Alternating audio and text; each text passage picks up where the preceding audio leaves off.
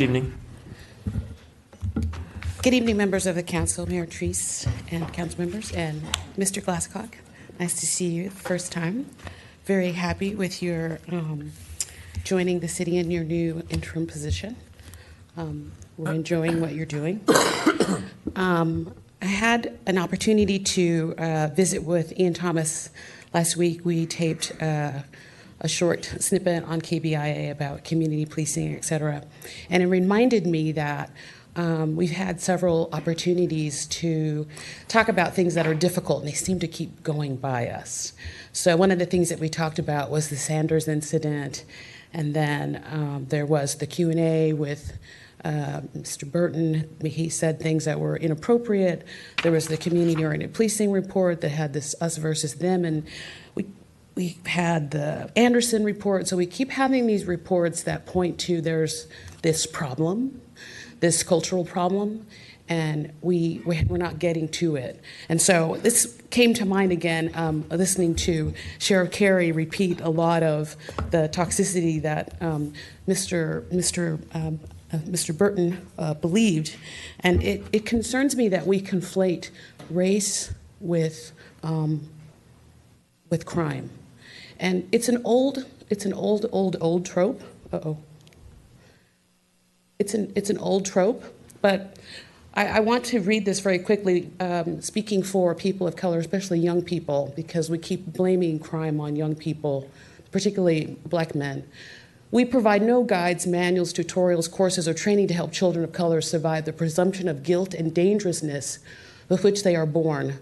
Black and brown young people bear an unfair burden in America. They're required to understand a history that is not clearly taught in school, develop survival skills that few teachers impart, and navigate unfounded suspicions that no one should confront. Many young people of color must find hope even when they are surrounded by tragedy, trauma, and experiences that constantly reinforce the fact that survival will be hard and success will be even harder. And that comes from this book called I Am Alfonso Jones. It's a graphic novel, and the foreword is written by Brian Stevenson, author of Just Mercy. I'm bringing this up because there's a lot of fear and prejudice and bigotry in our airways right now, and that very much concerns me.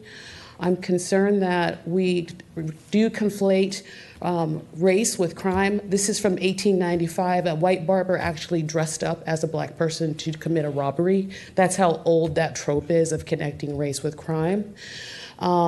Even today, when we talk about policing, we have this denial that racism is not a part of policing culture.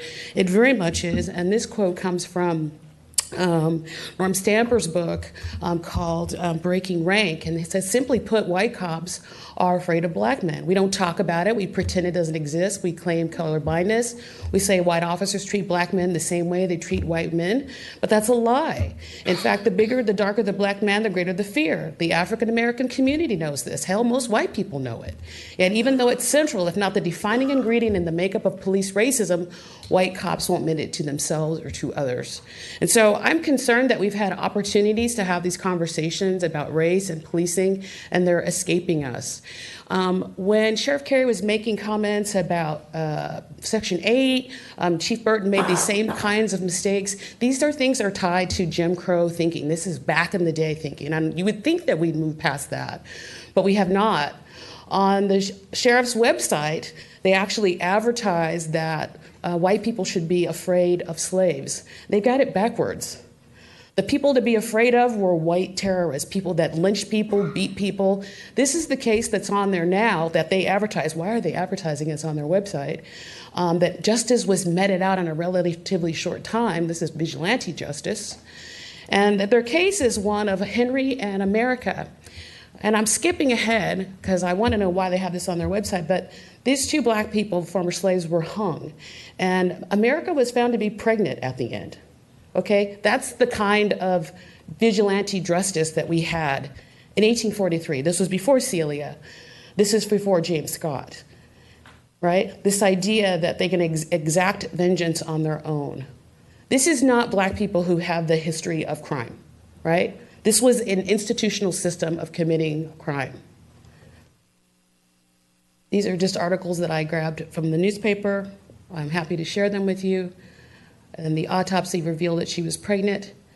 And at the end, the Boone County Sheriff says they've always placed safety and welfare of Boone County citizens above their own. What I want to say is when we talked about, no one's talked about all the shootings that we had last year.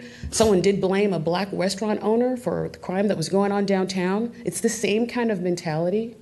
And so I'm asking you, as you're looking forward in policing, is that you be explicit in talking about race, that you're explicit in your recruitment of who you're hiring to be in the police department. It shouldn't be a question about whether Mr. Tate is on leave, but whether he's looking for a job someplace else. That's how I feel about it. We shouldn't have anybody on our police department that has that kind of ideology. If they do, they should get immediate counseling. Now, I'm bringing this up because I see a pattern of us overlooking opportunities to delve deeply into the discussion of race. And it's 2019, and we need to kind of change the leaf on that. Thank you. Thank you very much.